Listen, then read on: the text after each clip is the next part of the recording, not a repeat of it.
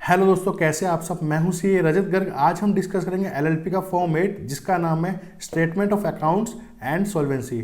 आज हम जानेंगे कि ये किन एलएलपीज के ऊपर एप्लीकेबल है, इसकी ड्यू डेट क्या है, अगर हम इसे टाइमली फाइल नहीं करते तो इसके कॉन्सिक्वेंसेस क्या हैं और इसे कैसे फील कर सकते हैं। चलिए स्टार्ट करते हैं फटाफट और समझते हैं सारी चीज़ें।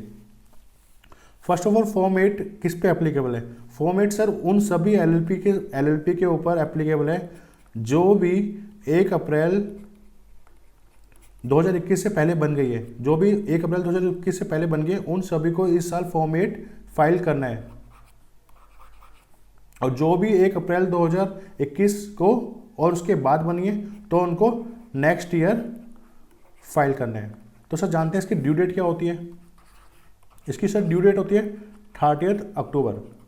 तो हर साल 30 अक्टूबर से पहले हमें इसको फाइल करना होता है। अगर हम इसे थोड़ा डिले करते हैं, 1 डे भी डिले करते हैं, तो हमें 100 रुपीज़ पर डे के हिसाब से लेट फीस पे करनी है। तो सर इसकी जो लेट फीस होती है वो होती है 100 रुपीज़ पर डे।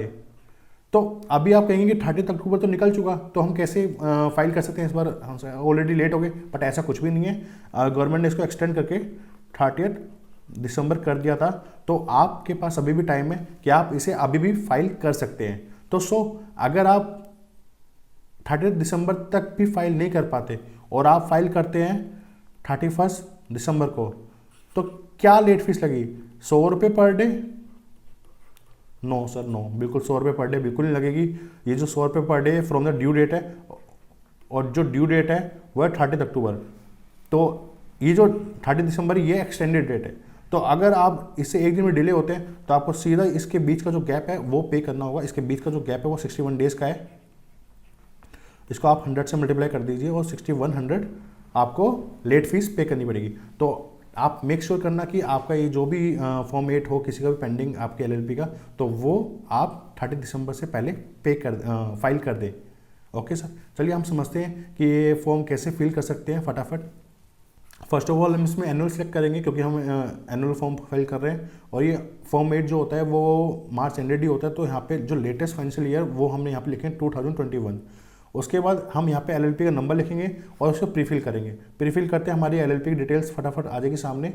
उसके बाद अब ये जो फॉर्म फाइल कर रहे होता है ना, ये अथराइज रिप्रेजेंटेटिव या फिर डेजिग्नेटेड पार्टनर फाइल करता है अपनी एलएलपी के बिहाफ पे। तो यहाँ पे हम बताते हैं कि we being a designated partner या फिर authorize representative of this LLP. उसके बाद क्या है, हम बताते हैं कि हम यहाँ पे एसेट एंड लायबिलिटीज अपनी ईयर एंडेड बताते हैं। तो यहाँ पे हम अपने लेटेस्ट ईयर एंड लाइक 31 मार्च 2021 वो हम यहाँ पे लिखेंगे, और उसी पीरियड का हम इनकम एंड एक्सपेंडिचर भी यहाँ पे देंगे। उसके बाद नेक्स्ट पॉइंट क्या आता है, चार्ज क्रिएशन का आता है। अगर हमने इससे पहले कोई चार्ज फाइल करा है तो वो यहाँ पे सिलेक्ट करेंगे, अदरवाइज नहीं करेंगे। देन क्या होता है, यहाँ पे ऑप्शन है कि हमारा टर्नओवर 40 लाख से अबव है या कम है, और एक सेकंड ऑप्शन क्या है, जो हमारा कंट्रीब्यूशन है, ऑब्लिगेशन ऑफ कंट्रीब्यूशन, वो 25 लाख से अबव है या कम है। तो जैसे ही ये दोनों चीज़ को अबव होता है तो यहाँ पे ऑडिट मैंडेटरी हो जाता है, यहाँ पे ऑडिटर की सर्टिफिकेशन भी रिक्वायर्ड होगी आपको। लेकिन अगर ये 40 लाख से कम है, 25 लाख से कम है, तो यहाँ पे आपको ऑडिटर की सर्टिफिकेशन रिक्वायर्ड नहीं होगी। तो बाकी आप यहाँ पे टिक करेंगे दोनों पॉइंटों पे। यहाँ पे फिर मैनुअली आपको अपनी बैलेंस शीट से देख करके सारे फिगर्स यहाँ पे डालनी है। लाइक आपके कैपिटल कितने, आपके रिजर्व कितने, आपकी कोई अदर लायबिलिटीज है तो वो आप दिखा देंगे यहाँ पे। और वैसे ही आपको इनकम एक्सपेंडिचर भी फिल करना है। बैलेंस शीट और statement of asset and liabilities और इनकम एंड एक्सपेंडिचर की सारे फिगर्स अगर आप फिट कर देते हैं, उसके बाद हम आएंगे अटैचमेंट के ऊपर।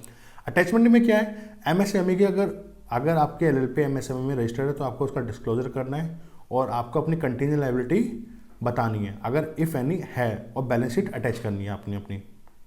ठीक है सर। उसके बाद क्या होता है, आप अगर यहाँ पे दोनों डेजिग्नेटेड पार्टनर के साइन होंगे। उसके बाद अगर आपके एलएलपी का जो टर्नओवर है वो 40 लाख से अबव है, या फिर आपका जो ऑब्लिगेशन कंट्रीब्यूशन है, ऑब्लिगेटरी कंट्रीब्यूशन है वो 25 लाख से अबव है, तो यहाँ पे ऑडिटर के साइन होंगे। अदरवाइज ऑथराइज रिप्रेजेंटेटिव या फिर कोई भी डेजिग्नेटेड पार्टनर यहाँ पे साइन कर सकता है। उसके बाद साइन करने के बाद फिर लास्ट में एज अ प्रोफेशनल कैपेसिटी में भी एक साइन होता है, जो भी एक सीए या फिर कॉस्ट अकाउंटेंट या फिर कंपनी सेक्रेटरी, इन तीनों में से एक करता है। तो जैसे ही आप ये सब करेंगे उसके बाद आपको प्री स्क्रूटनी क्लिक करना है। प्री स्क्रूटनी पे क्लिक करने के बाद अगर आपका फॉर्म कोई एरर नहीं बताता तो आप इसको सेव करिए और इसे सीधे एमसीए की साइट पे अपलोड कर दीजिए। होप आपको ये अच्छे से समझ आया हो। अगर कोई भी डाउट है, कोई भी क्वेरी है तो आप कमेंट बॉक्स में भी लिख सकते हैं और डिस्क्रिप्शन में ईमेल में है, आप उस पर ईमेल कर सकते हैं और अपनी कोई भी क्वेरी पूछ सकते हैं। Thank you so much. Have a nice day guys.